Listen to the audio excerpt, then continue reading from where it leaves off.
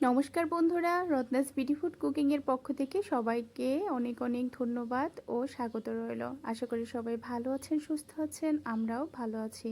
আজকে নতুন আর একটা ভিডিও শুরু করছি। চলে আসলাম রান্নাঘরে। সকাল সকাল এক কাপ চা খেয়ে পুরা এনার্জি নিয়ে শুরু করে দিলাম রান্নাবান্নার কাজ।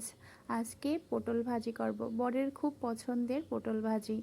এভাবে ছোলা না ফেলে উপরে একটু আঁচড়ে হালকা একটু কেচে তেলে ভেজে খেতে তার ভীষণ ভালো লাগে। তবে আজকে আমি খুব সাধারণভাবেও ভাজছি না, তবে একটু তার মধ্যে অন্য কিছু অ্যাড করব।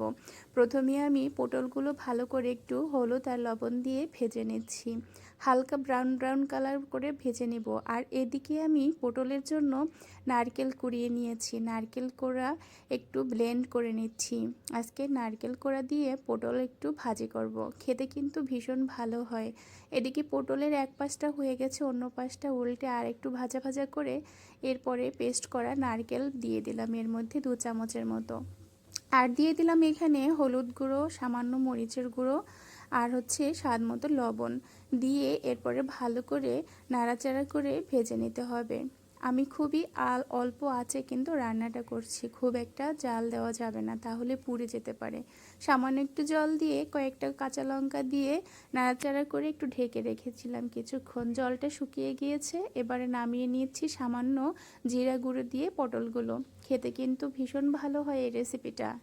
সামান্য একটু চিনি দিয়ে নাড়াচাড়া করে ভালো করে মিশিয়ে এবারে তুলে নিচ্ছি পটল ভাজিটা। এরকম পটল ভাজি খেতে কিন্তু ভীষণ ভালো হয়, তোমরা চাইলে বাসায় ট্রাই করতে পারো। এরপরে আমার আরও একটা রান্না বাকি আছে। আজকে কি রান্না করছি তোমাদেরকে দেখাচ্ছি।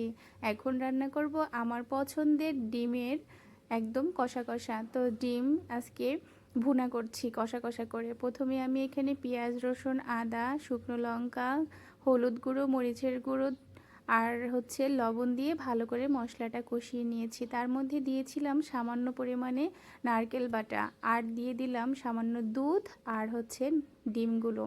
এরপরে ভালো করে কিছুক্ষণ রান্না করে নিতে হবে কিন্তু। এরপরে ঢেকে রেখেছি কিছুক্ষণ, ঢেকে ভালো করে আস্তে আস্তে করে নাড়াচাড়া করে রান্না করে নিচ্ছি। বন্ধুরা, এভাবে ডিম রান্না করতে আমার যেমন ভালো লাগে, খেতেও ভীষণ ভালো হয়, তাই এইভাবে আমি বেশিরভাগ সময় ডিমটা রান্না করি। রান্না কিন্তু শেষের পথে এবার একটু সামান্য জিরা গুঁড়ো আর কয়েকটা কাঁচা লঙ্কা চেরা দিয়ে দিলাম। আমি একটু গরম মশলাও অ্যাড করেছিলাম লাস্টে। দেখো এভাবে শুকনো শুকনো করে আজকে তৈরি হয়ে গেল ডিমের ভুনা। তোমরা চাইলে বাসায় এভাবে ডিমের ভুনা তৈরি করে খেতে পারো, ভাত বা রুটি, পরোটা যে কোনো কিছুর সঙ্গেই ভালো যায়। আজকের মতো বিদায় নিচ্ছি, সবাই ভালো থেকো, সুস্থ থেকো।